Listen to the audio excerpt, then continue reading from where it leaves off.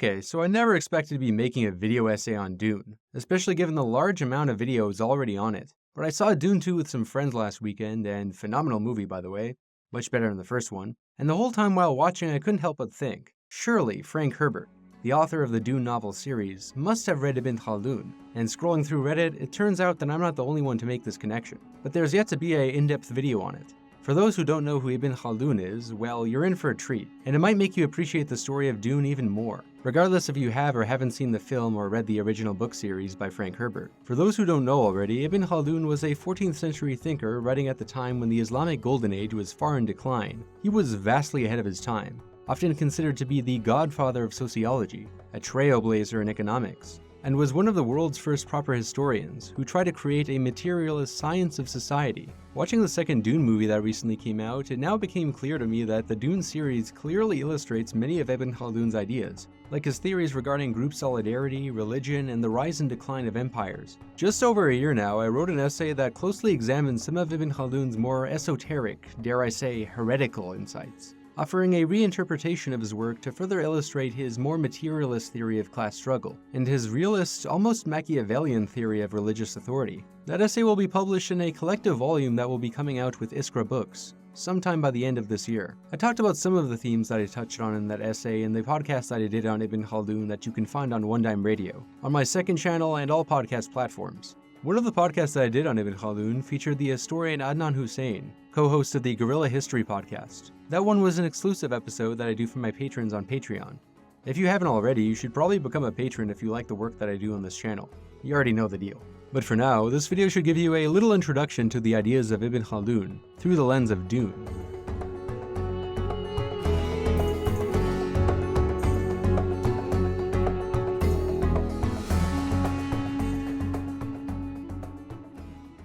If you didn't know already, there was this thing called the Islamic Golden Age, in which the Islamic world was having sort of an enlightenment of its own, and was in many ways far ahead of medieval Europe.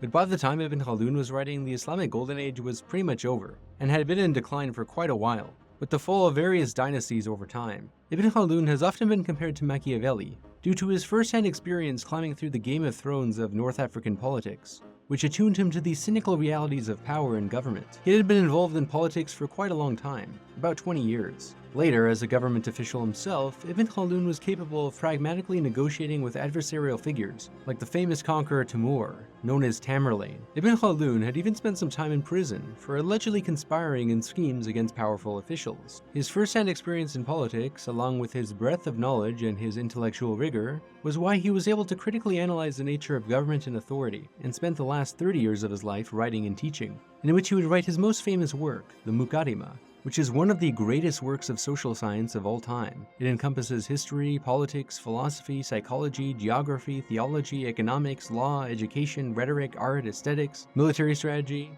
and the sciences. Books. You want to read them, but you don't. And maybe you try, but you're dyslexic. Like me trying to read this script right now. If this is you, then you should definitely consider the app Speechify, by far the best text-to-speech reader that has ever been built. With it, you will read way more, I promise. And if you get it using my link, I will get a little commission, so it's a win-win for both of us. Now, I could not confirm whether Frank Herbert himself said he had read Ibn Khaldun, but the historian Robert Irwin, who has a decent biography on Ibn Khaldun, claimed that Frank Herbert had indeed admitted to reading Ibn Khaldun's Muqaddimah. Regardless, it's very clear that the story of the Dune series is heavily influenced by Ibn Khaldun's ideas, and the historical context in which Ibn Khaldun was writing in. Well, for starters, let's look at the Fremen, the group of desert people on the planet known as Arrakis. At first glance, they could be modeled off of the Arabic Bedouin peoples, who had historically inhabited the deserts of the Middle East, particularly the Arabian Peninsula, the Levant, and what we would know as Iraq and Syria. The story goes that after many years of deep divisions and constantly fighting with each other, various Arab tribes became united under the banner of Islam, under the leadership of Prophet Muhammad and his relatives. From there, the Arabs would go on one of the most successful empire-building conquests of all time, which led to the spread of Islam all across the world, throughout the Arabian Peninsula, North Africa, and the Mediterranean, including Andalusia and the south of Spain, which is where Ibn Khaldun grew up. He had written quite a lot about nomadic Bedouin people and contrasted them to sedentary people, those who lived in a settled civilization. The Bedouin Arabs would go from being a nomadic people to a settled civilization as the various Islamic caliphates were established, and various more after. However, I believe that the Fremen of Arrakis and Dune are inspired by a mix of the Bedouin Arabs and another nomadic desert tribe, the Amazigh. the desert tribes of North Africa who are historically referred to as the Berbers, which is the more common but technically not politically correct term used to describe them. At the time in which Ibn Khaldun was writing, the Arabs had lost much of their direct control over North Africa to the ethnic Berbers, many of whom had become culturally Muslim by this point. I know the correct term is the Amazigh, but let's just say the Berbers for now, because that's probably easier to remember for people who don't know anything. Ibn Khaldun had spent a lot of time dealing with the Berbers throughout his political career. He was in charge of negotiating with the Berbers and sometimes hiring Berber tribes as mercenaries to further the goals of the Caliphate government that hired him. Now, there are many blatantly obvious ways in which the Fremen and Dune parallel the North African Berbers. For starters, the terms Fremen and Amazigh practically translate to the same thing. Amazigh literally translates to free man in English, whereas Fremen is sort of playing on the words free man. The Fremen of Arrakis also follow a religious survival book called the Kitab al-Ibar, which is quite literally the name for one of Ibn Khaldun's books. The Fremen society, although still somewhat hierarchical, especially after embracing a messiah, being Paul Atreides, given the name Muad'Dib, was relatively egalitarian, tough, united, brave, resilient, and able to overpower the Harkonnen, a superpower that was much larger and wealthier.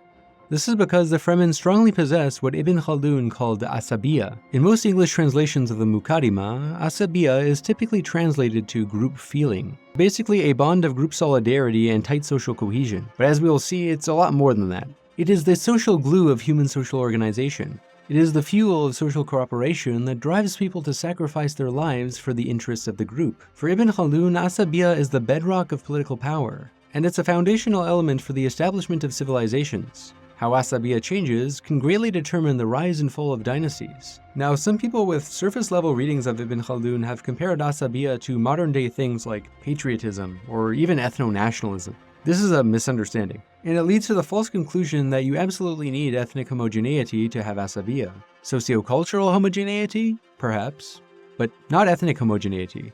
For Ibn Khaldun, it is not the blood ties themselves that constitute asabiyya, but rather people's imagined connection to them. In order for asabiyya to exist, Ibn Khaldun says that, quote, "The real thing to bring about the feeling of close contact is social intercourse, friendly association, long familiarity, and the companionship that results from growing up together and sharing the circumstances of life and death." Basically, for Ibn Khaldun, blood ties themselves do not matter if you do not feel a close connection to the group associated with them, because, quote, "The consequences of common descent, though natural, still are something imaginary." Although asabiyya is ultimately an imaginary feeling, it has its basis in the real conditions of existence, namely the social relations and material realities that a community experiences. According to Ibn Khaldun, communities that live in tougher circumstances, particularly nomadic groups with precarious circumstances, tend to cultivate greater asabiyya, as they are compelled by necessity to work together in order to survive. Whereas in settled civilizations where people are more well off, people can more easily get by on their own without having to develop close ties to their community. In Dune, on the planet Arrakis, it is said that nothing can survive there without faith. The Fremen's religion plays a big role in facilitating social cohesion and getting them through tough times. It's important to make clear that for Ibn Khaldun, asabiyya does not simply refer to any strong group feeling within a community. It refers to a unique form of tribal solidarity with a collective will to power.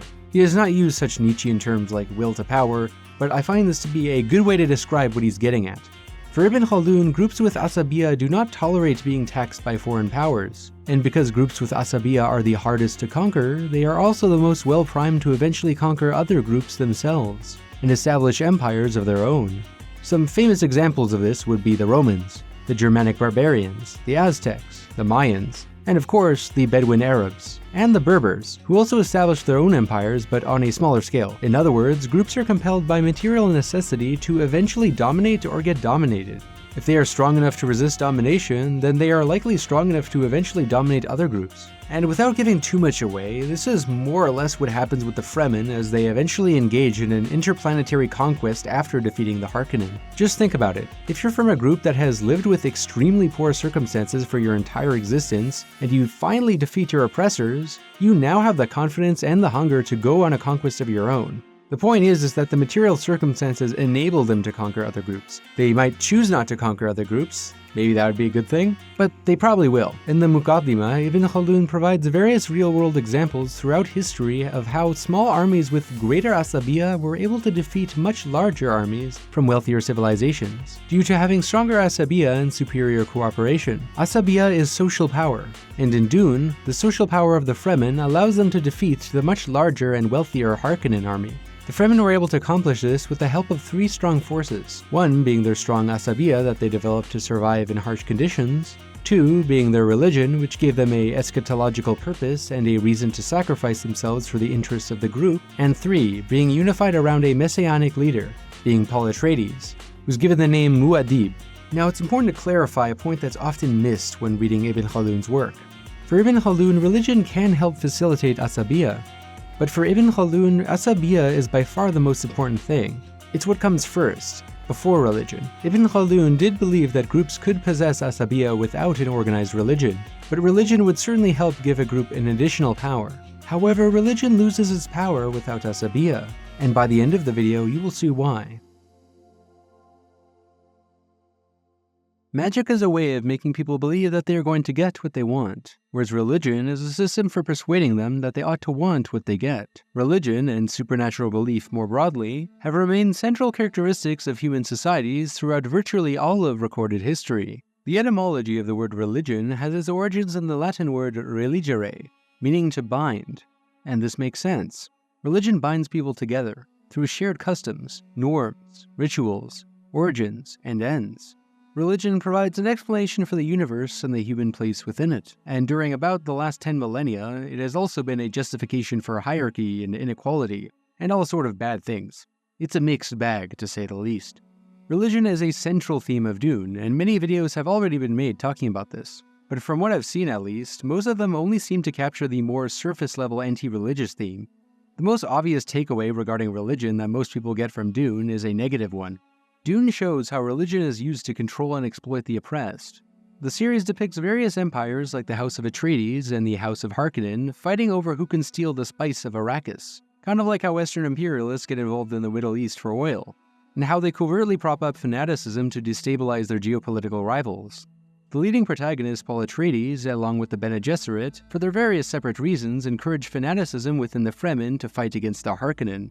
And there are plenty of real-world examples of this throughout history, from the US backing the Mujahideen, precursor to Al-Qaeda, in order to fight against the Soviet Union in Afghanistan, and also back during World War I, when Germany propped up radical Islamic groups within French and English colonies. But despite what people say, Dune is not one-sidedly anti-religion.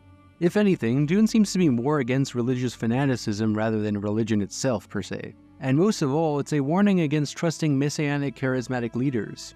Dune demonstrates the power of religion in unifying people, giving purpose to their suffering, while simultaneously showing how this power of religion can be a double-edged sword. It's also implied in the story that the success of the Fremen in defeating their colonizers would have been impossible without their religion. Despite being a practicing Muslim, Ibn Khaldun had a more practical, realist analysis of religion based on its objective function, rather than a moral case for it solely based on the virtue or truthfulness of the religious doctrine itself. What's quite interesting is that despite writing in the 14th century, Ibn Khaldun explicitly acknowledges in the Muqaddimah that it is possible to, quote, have a political institution with an intellectual rational basis. Yet despite acknowledging the possibility of a semi-secular government and being a big admirer of Aristotle, he still argues for a political institution with a religious basis. Ibn Khaldun did not advocate for a political system with its basis in religion merely because he believed in the goodness of the ideas of Islam, which he may very well have believed in, but rather because he saw religious authority as the most effective form of maintaining order. Ibn Khaldun had a rational basis for his preference for a political system governed by norms established by religious laws. As he says, this is partially because, quote, the entire world is trifling and futile. It ends in death and annihilation, which is why human beings want a purpose that goes beyond their worldly welfare, unquote. In other words, religion is cope, and the more brutal conditions you have to cope with, the more copium you need. This is what Karl Marx really meant when he said that religion is the opium of the people, and the heart of a heartless world. People do not necessarily become religious merely because they are stupid. Unconsciously or not, they in part choose to maintain their faith as part of an evolutionary instinct to deal with the immiseration of life. As a naturally pattern-seeking species trying to live with the fragility of existence and the inevitability of death, humans seek out explanations to make sense of the chaos of reality. Religion is one of the ways in which people can collectively build up the tenacity to withstand unbearable conditions. For Ibn Khaldun, quote, "The preservation of the species is one of the necessary intentions of the religious law. Regardless what you morally think of religion, it is undeniable that it certainly has its evolutionary utility. Religious practices like fasting and abstinence from the greatest hedonistic pleasures enhance discipline and tenacity. Rituals facilitate community. Common customs and norms facilitate social cohesion. And prophecy gives people a sense of purpose that gives meaning to their suffering. It prescribes the hope of divine justice to cope with a fundamentally unjust world. Religion aims to give everyone within the social hierarchy a purpose, regardless of how small, large, powerful, or powerless that individual is within that community. With it, they have a meaning and a role in the greater whole, and feel as though they are contributing to something, regardless of how insignificant that contribution may be." Ibn Khaldun showed that religion can get people to renounce their individual desires in favor of the collective, suppressing egoic feelings like mutual jealousy and envy, thus helping them maintain their asabiya, making people more simple-minded and conformist at the individual level, help them become more cooperative and effective at the collective level. Religion is irrational in many ways from the standpoint of individual self-interest, but it's highly rational from the standpoint of the evolution of the human species. At least so was at a certain point in time. Or is it still? That's a question for a future video. Fast forward to the 18th to 20th centuries, the gradual dissolution of religion during modernity was a dilemma that the greatest minds grappled with. Max Weber struggled to find out how modern society could deal with the disenchantment that comes with secularization, and Friedrich Nietzsche aimed to figure out what would come after the death of God. And while Nietzsche was heavily critical of what he saw as the life-denying ascetic practices of religion, he didn't see the death of God as a good thing. In fact, he was extremely worried about it. He believed it would lead to nihilism. In today's world, the question of religion is often taken for granted. Many of us know that religion is a tool used to control people, and religion has rapidly declined in popularity in the Western world. But what comes after religion, and whether it's better or worse, remains an open question that we shouldn't just take for granted. In the second Dune movie that just came out, Chani, who's played by the lovely Zendaya, isn't convinced about the whole prophecy thing. She wants to help her community for rational reasons, not because of the prophecy. Yet her skepticism is not shared by the majority of her community, and her warnings about the prophecy being used to enslave her people fall on deaf ears. And it just goes to show how difficult religion is to get rid of. Countless examples throughout history have been a testament to this. The French Revolution, despite trying to eradicate the church and replacing Christianity with a more civic religion, basically failed. And the French Revolution eventually just brought Napoleon, and after Napoleon, France got a monarchy again? Even communism couldn't really eradicate religion. I mean, they tried. But after the fall of communism, religion pretty much brought it up all over the places where communism took a hold. Like, almost instantly. There is a scene in Dune 2 where Paul has doubts about his mission and says that he is not the Messiah. Yet this only reinforces the Fremen's belief that he is indeed the Messiah. A sort of self-fulfilling prophecy. Another theme of Ibn Khaldun's work exemplified in Dune is that of prophethood, and its relationship to what Ibn Khaldun calls royal authority. What Ibn Khaldun called royal authority is basically a form of what we would call a state. Quote, "Not every group feeling has royal authority. Royal authority, in reality, belongs only to those who dominate subjects, collect taxes, send out military expeditions, protect the frontier regions, and have no one over them who is stronger than they." In other words, royal authority is established through the institution of state functionaries that in practice require a de facto monopoly on violence, that is, the legitimate use of violence, giving them the authority to exercise force over many groups. This is pretty much how Max Weber defines the state, which is the most common definition of the state used by the social sciences. According to Ibn Khaldun, royal authority is, quote, "the natural goal of asabiya." Prior to the formation of a state in the so-called state of nature, people within pre-civilized groups like tribes, clans, families fight with each other over control over a given territory and scarce valuable goods. While asabiya may be enough to unify a tribe, it is not always enough to unify all of the tribes within a given region. and a tenet of unity is required in order to establish a civilization on a bigger scale. See, Ibn Khaldun's theory of the state is quite different from those of the anarchists or conservative social contract theorists such as Thomas Hobbes.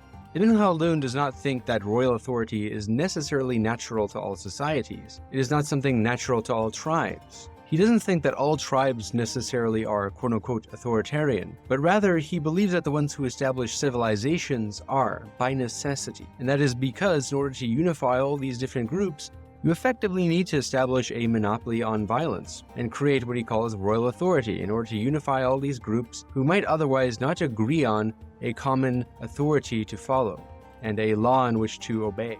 Put simply, in order to unify all the required tribes in order to establish a civilization, you need royal authority, aka a state. And while one can object to the type of authority, being royal authority, which we'll discuss later, generally to unify very disparate ethnically divided groups, you require a sort of centralized authority with a common ideology that people can worship or obey. Stateless societies never really go beyond a local level. As soon as you get on a bigger scale, you inevitably require a centralized authority, at least according to Ibn Khaldun. Ibn Khaldun believed that most tribal societies without royal authority can be organized to a certain extent, but they typically do not get past a certain level of organization because there are competing wills at play, and nobody wants to take orders. So they just end up squabbling with each other and stay divided. But what changes the situation is a charismatic leader with a strong following with the power to unite these different groups. And the leader himself is more so a unifying head of a broader ideology.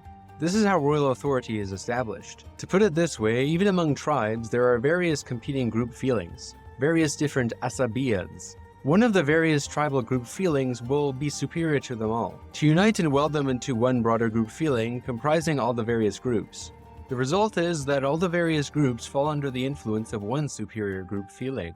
And one of these people representing this superior group feeling will be the leader who has superiority over everyone else. The leader is the head of the royal authority, and the royal authority, the state more broadly, uses the power of the military apparatus as a sort of restraining influence, as Ibn Khaldun calls it, to put all these disparate elements in check, to prevent infighting within the group. It's basically authoritarianism. There's really no way around it. But Ibn Khaldun did not really believe that there was an alternative way to establish civilizations. At least he didn't see any examples in his time.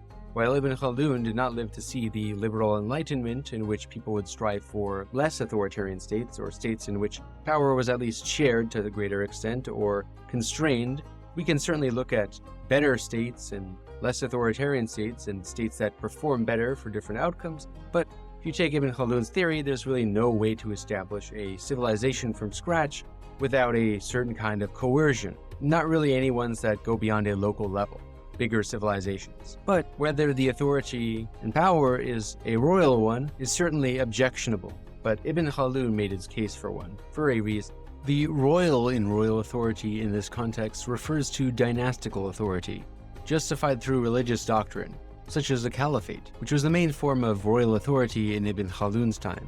And the Berbers also had their kingdoms, with Berber kings and even Berber queens. The leader, the head of the royal authority, is typically connected to the ideology that legitimizes this authority. In Dune, Paul Atreides is the leader who becomes the head of the royal authority of the Fremen. The sacred royal aspect of royal authority adds a sense of arbitrary legitimacy that is very powerful. There is a reason why monarchy is one of the oldest, if not the oldest, form of state. Even the Enlightenment couldn't fully overcome it, with many countries in the age of the bourgeois revolutions opting instead for a constitutional monarchy, instead of becoming a fully democratic republic. This is because the monarch was seen as a major symbolic component of the state's legitimacy, and still is in many countries even today, like Spain, Sweden, and of course, England. Monarchy, or dynasty more broadly, is a form of what the sociologist Max Weber would call traditional authority, in contrast to what he called rational legal authority, the kind of authority that exists in most modern democracies, in which authority is rationalized by the consent of the governed through elections, and through an impartial legal process, one that isn't connected to the divine right of kings or anything like that. Although many governments had aspects of both forms of authority, and still do to this day, constitutional monarchy, for instance, was a way to get both forms of authority. In a dynasty, the monarch, the caliph, or the leader in general, acts as a unifying head of the civilization. It's akin to a sacred paternal authority that unifies the past and the present of a civilization. through their hereditary relation to the civilization's founders. In political Islam, the leader is typically supposed to be related to one of the 12 prophets of Islam. For instance, there is the office of Imam,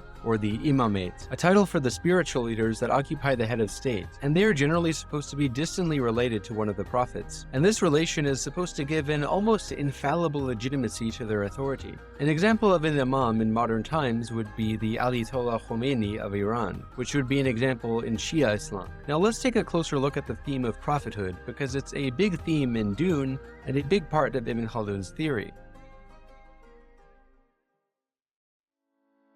Ibn Khaldun states that, quote, "Dynasties of wide power and large royal authority have their origin in religion based either on prophethood or truthful propaganda." In this statement, Ibn Khaldun is not using propaganda in a derogatory sense, and by truthful, he simply means that the religious doctrine should, at least in theory, be in the interest of the people, and that people should, for the most part, follow it willingly. In societies with high levels of asabiya, people typically follow their leaders willingly. But in societies where people only follow the law out of coercion, it suggests a great lack of asabiya, which would make the social organism as a whole much weaker. In the story of Dune, Paul Atreides is said to be the Lisan al-Gaib, the Fremen term for the prophet, the Messiah. Paul is essentially supposed to be what is called the Mahdi in Islam. In Islamic eschatology, the Mahdi is supposed to be the last prophet who is supposed to emerge at a certain point in order to bring justice, peace, and restore a golden age of religion at some point before the end of the world. In Dune 2, we see Paul Atreides stepping into his role as the Messiah for the Fremen people. The combined forces of Asabiya, religion, and the messianic leadership of Paul Atreides helped mobilize the Fremen towards a holy war, what is literally called a jihad in the story of Dune, in which they not only beat the Harkonnen, but eventually dethrone the sitting emperor, and effectively gain control over the Imperium, with Paul Atreides eventually becoming the new emperor. And spoiler alert, but not really, because this is pretty much alluded to already in the movies, so if you saw that, you already kind of know what happens anyway. But in Dune Messiah, the second Dune novel, which is likely what the third Dune movie will be about, billions of people end up dying in this holy war launched by the Fremen, led by Paul Atreides. And the story shows that even though many people do genuinely desire a messianic leader in order to give them hope, it warns against the dangers of this, no matter how benevolent this leader may or may not be. Even though Paul Atreides is initially just there to guide the Fremen against the House of Harkonnen so that he can get revenge for his father and the House of Atreides, Paul genuinely grows to like the Fremen, and genuinely cares for them. And he is sort of pushed into this role due to circumstances. But after becoming emperor, Paul becomes progressively more despotic, and gets a lot of people killed. Long after the Fremen take control of the universe through the Jihad, the Messiah Paul Atreides eventually becomes a myth that ends up being worshipped long after his death, with the clergy spreading what became the religion of Muqaddimah.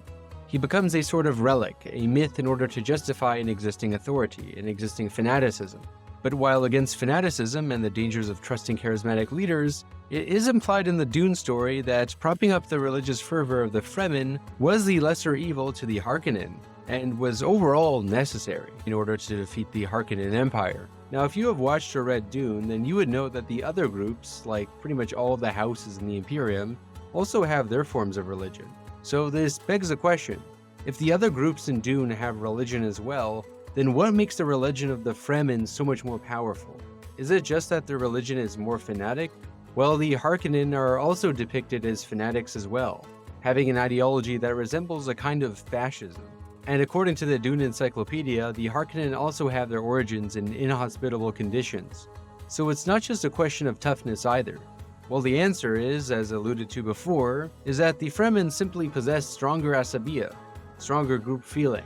But more importantly, according to Ibn Khaldun, quote, "Religious propaganda cannot materialize without group feeling." That is, religion cannot truly be effective without asabiya. What did Ibn Khaldun mean by this? Herein lies what I would argue is Ibn Khaldun's most important contribution to the theory of religion, and ideology more broadly.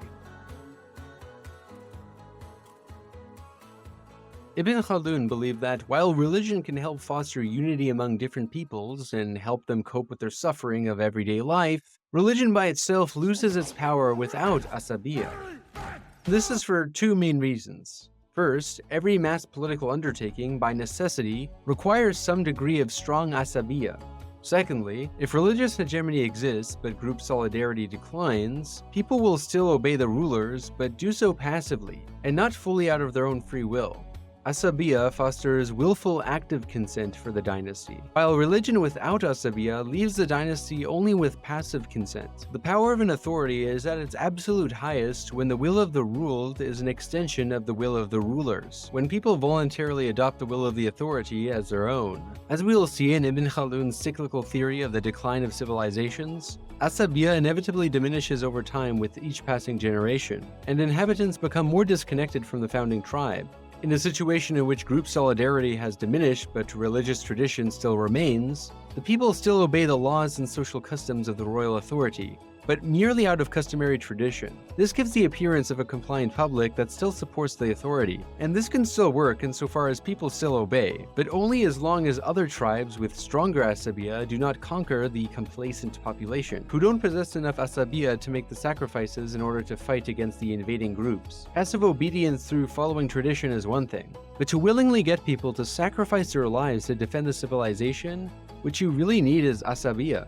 Without it, religion really loses its effect on people, as it becomes more of a set of empty symbolic rituals that people automatically perform rather than a binding force to maintain the collective social bond. In such a situation, if a nomadic group with stronger asabiya were to invade the settled civilization, the dynasty would be relying on their standing army, as their settled population wouldn't be willing to fight and die for it. For example, just look at the monarchs of England. Do you really think that if England was invaded by Russia today, that people would be dying for King Charles? I doubt it. The settled civilization would just be running for their lives. It would be every man for himself, trying to survive, but not really fighting and dying for each other as a community. It's one thing to be religious, say the Hail Mary and go to church as a traditional custom. It's a whole other thing to be willing to sacrifice your life for the community. This is crucial for conservatives to understand because it shows why you can't just restore the loss of community and social solidarity simply by bringing back religion. We're appealing to tradition and vaguely to family values. If we were to understand the decline of collective solidarity in our own societies, then it would be idealist and foolish to blame it all on feminism or some ideology. The root cause is usually a material one. In our case, most likely the evolution of capitalism and its colonization of all spheres of social life. Given that religion can't truly be effective without asabiya, Ibn Khaldun stresses that dynasties cannot rely too heavily on faith alone in order to rule successfully, and they must not confuse the potency of religion itself with the real basis of political power, group feeling, asabiya. But now this begs the question, so if religious fervor was still intact in the Harkonnen civilization, then why did they, and other superpowers who also had a religion of their own in the Imperium, decline? Well, we can obviously conclude that was the decline of asabiya, but what caused the decline of asabiya? Remember, the Harkonnen had a form of religion, had their origins in tough conditions, and had superior technology, so how did their asabiya become inferior to that of the Fremen? Well, I'm not immersed enough in the Dune lore to know for sure, but we can form a pretty strong guess as to why when considering the factors that Ibn Khaldun believed caused asabiya to decline, which he believed was one of the main causes behind the decline of empires in general.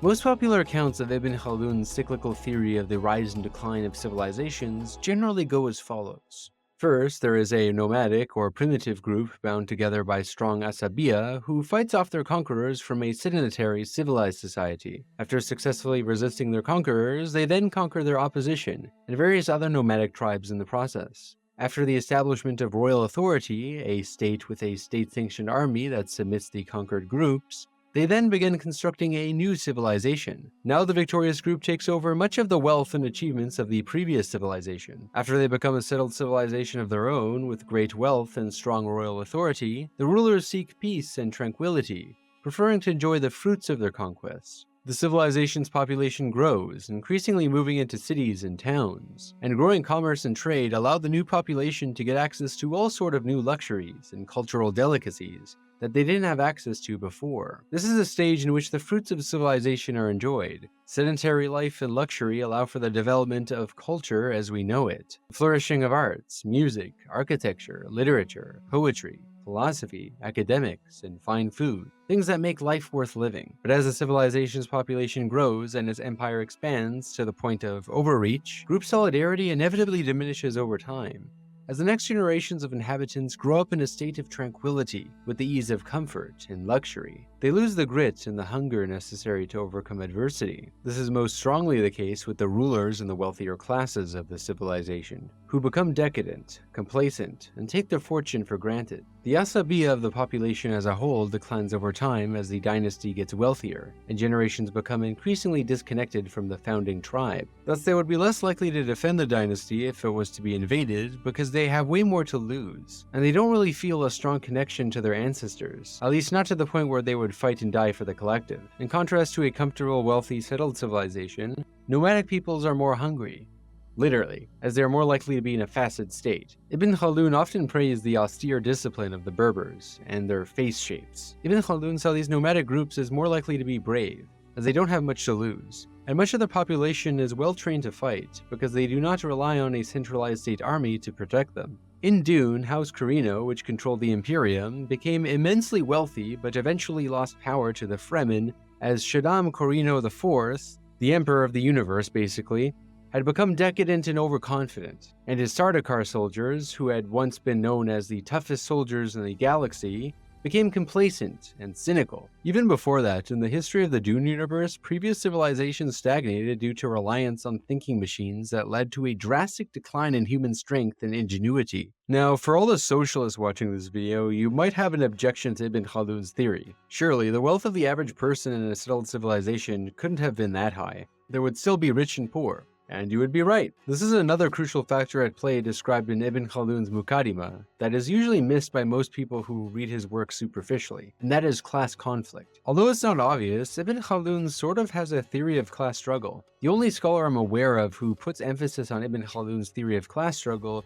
is Yves Lacoste, in the book that he wrote on Ibn Khaldun published by Verso Books. Whether intentionally or not, Ibn Khaldun demonstrates that the state is a relation of class rule. And in many ways, he prefigures a lot of what Marxists would later say. And it's not surprising that Ibn Khaldun didn't take his theories of class struggle to their logical conclusion, given his own aristocratic background. In the Muqaddimah, particularly the third chapter, Ibn Khaldun indicates that asabiya already starts to decline in the early stages when royal authority is established. This is because royal authority marks the formation of a new class hierarchy that did not exist before. In this chapter, Ibn Khaldun shows how the wealth disparities that arise with the newfound class divisions that come with royal authority cause asabiya to deteriorate, which sows the seeds of the dynasty's downfall. Ibn Khaldun states that when a dynasty is firmly established, it, quote, dispenses with group feeling. But why does this happen? Well, first, the new government of royal authority is something strange, and people have some resistance submitting to it as they no longer obey the leader out of their own free will, or at least not everyone does. And according to Ibn Khaldun, this is in part because the ruler, quote, gains complete control over his people, claims royal authority all for himself, excluding them, and prevents them from trying to have a share in it. In other words, royal authority marks the entrenchment of class rule, while in nomadic primitive societies, hierarchies for the most part are based on esteem and not huge wealth differences. Royal authority marks the entrenchment of a new class hierarchy, whereby one class dominates another. Ibn Khaldun illustrates this phenomenon in this fascinating quote. As long as glory was the common property of the group, and all members of the group made an identical effort, their aspirations to gain the upper hand over others and to defend their own possessions were expressed in exemplary unruliness and lack of restraint. They all aimed at fame. Therefore, they considered death encountered in pursuit of glory, and they preferred annihilation to the loss of it. Now, however, when one of them claims all glory for himself, he treats the others severely and holds them in check. Further, he excludes them from possessing property and appropriates it for himself. By all glory to himself, Ibn Khaldun refers to the fruits of the conquest, the luxury, property, and the booty acquired from the conquest, which gets controlled by a ruling class, which in this case would be the rulers of the caliphate, the caliph and the aristocracy, the royalties, who's able to tax their population for generations. And government elites and merchants also have a lot to gain. Here it is evident that one privileged class of people gets access to most private property and wealth, while the rest are subjected against their will through state force. Therefore, there is a clear connection between the decay of asabiya and the emergence of class hierarchies, and the unequal distribution of wealth that comes with royal authority. This is crucial to point out, because most interpretations of the Muqaddimah focus solely on the detachment of the future generations from the previous generations who founded the dynasty, and they generally focus on the decay of the population as a whole, the decadence of all people in the civilization, rather than focusing on the ruling class, highlighting the class divide, the fact that some people have the luxury to be decadent, while others likely do not. Ibn Khaldun likely did not want to offend his superiors, and thus he was a lot more vague about the classes he was talking to when it came to things like decadence and decay. People were much more willing to fight and sacrifice when they thought that they had something to gain from the conquest. But when it becomes increasingly clear that people are only getting a very small slice of the pie, people are less likely to fight and sacrifice themselves for the society. As a result, the dynasty begins to increasingly rely on new precarious nomadic groups to fight their battles, which are needed to supplement their military force in addition to their standing army, as they get increasingly less people of their own to fight in battle. You see this a lot with Russia today, relying on private military contractors and relying on Dagestanis and Chechnyans to fight their battles in Ukraine. Now, hiring foreign mercenaries from groups who live in tougher circumstances is a double-edged sword. Such groups typically have less to lose and are more willing to fight, but they can easily turn on the empire that backs them, as they do not share group solidarity with it. Eventually, as an empire gets weaker, with its population less willing to die and defend the dynasty, neighboring groups, particularly the nomadic groups, start to give them a hard time, and gradually conquer more and more of that empire's territory, until it eventually just falls into the hands of foreign groups. New groups move in, and eventually take over the civilization, beginning the civilizational cycle all over again. Civilizational cycle repeats itself. But let me know if you agree with Ibn Khaldun's rather cynical take on these cycles of history. I tend to espouse a more Hegelian Marxist view of history, that history tends to progress, but it doesn't necessarily progress in one way. History can go in both directions. There are periods of regression and periods of enlightenment, periods of decay. Ibn Khaldun was a product of his time, and was dealing with the history that he had available to him. Ibn Khaldun did not live to see the Enlightenment that spread through Europe, North America, and across the world. The Enlightenment gave birth to the hope that we can overcome some of these cycles. And while empires certainly rise and decline, humanity finds itself dealing with new, more important contradictions. But I'd be curious to know about what you guys make of this whole theory. Leave your comments below. And definitely check out my podcast on One Dime Radio if you want to learn more about Ibn Khaldun's ideas, particularly the exclusive podcast that he did on Patreon. If you enjoyed this video, you should definitely become a patron. If you've been watching this channel for a while, at this point, why not? You get exclusive content that you do not get by becoming a patron of most other YouTube channels. And if you appreciate the work that I do here, as well as on the podcast that I do, then this is pretty much how this channel stays alive. Thank you very much to the patrons who have supported me this far, especially these generous folks on the screen. See you in the next video.